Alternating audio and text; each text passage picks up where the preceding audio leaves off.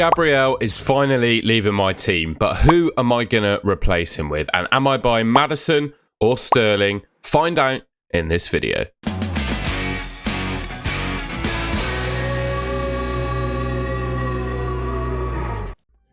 Okay then, looking at my defence, as I mentioned, I think Gabriel is on the chopping block this week.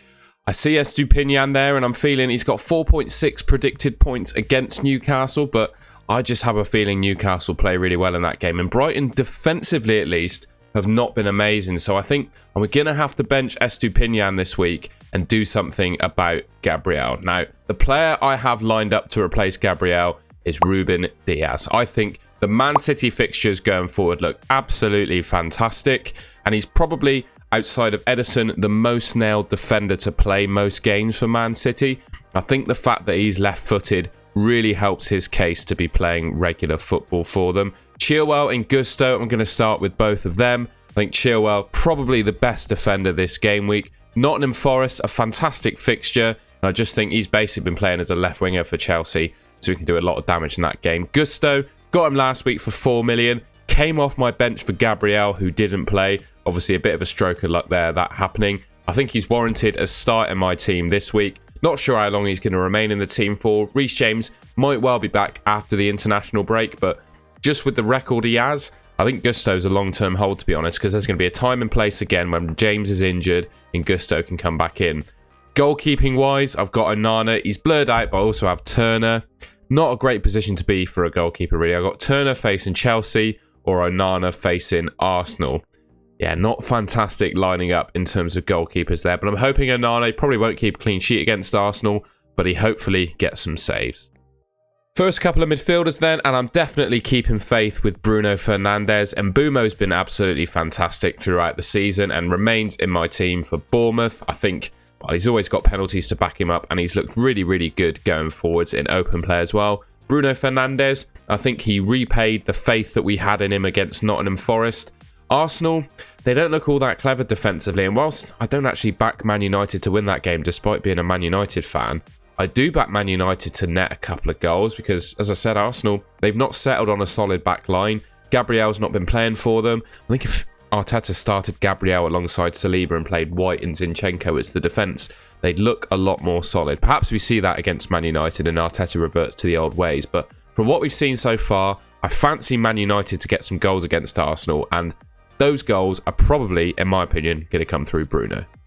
Now, in order to facilitate the Gabriel to Ruben Diaz move, I need to free up a bit of cash in the bank. And one way that I could potentially do that involves Gabriel Martinelli. Now, he's not massively impressed me so far this season. Arsenal as a whole haven't, to be honest, but I think he could well be on the chopping block, or at least he could be one of the players that I take out of this team. Now, I could obviously replace him with Sterling or James Maddison. These two look to be the top performing midfielders in the game at the moment, certainly over the last couple of weeks, and I've got them lined up to replace Martinelli. Now, a quick look at Sterling then. I'm not going to go through these two players in massive detail because I've already covered them in earlier videos this game week. My ultimate guide video and buy and avoid video, which you can find in the description below, cover these players in much more detail. As for Raheem Sterling, I took a look back at his fantastic record for Man City and great upcoming fixtures for Chelsea. The only thing I would suggest is the Luton game is probably one of the easiest fixtures you could possibly ask Chelsea to have. Luton don't look particularly clever away from home, so yeah, we've got a small sample size, of course, of stats for Sterling, but a couple of good performances, and with those fixtures, I think he is a really good option going forwards. And at 7.1 million, he is, of course, slightly cheaper than James Maddison. Maddison comes in at 7.7 million, and just comparing their two stats so far this season, 0.7 expected returns per 90 so far for Maddison, 0.48 for Sterling. So in terms of underlying sort of numbers, I think Maddison comes out on top, to be honest. However, his fixtures slightly more difficult. He's got a couple of good upcoming games, and then he faces some more difficult opposition in future game weeks, whereas Sterling has a run of basically 5 really, really good fixtures. Another thing to talk about with Maddison, his injury record, it's not great. Now, he only managed 30 games out of the 38 for Leicester last season. Obviously, Sterling didn't play every game for Chelsea. We've got 29 starts there for Man City. But I don't think you can say that Sterling has a bad injury record, right? He seems to, you know, have a relatively good fitness record, to be honest, whereas Maddison does not. So the one risk of going for Maddison over Sterling is, of course, his injury record. So I'm still a little bit up in the air as to what I'm going to do here. And to be honest, my most likely transfer is going to happen in another position, but it doesn't make sense to make an FPL video at the moment without talking about these two guys, because I think they're the two best options realistically to consider for your team.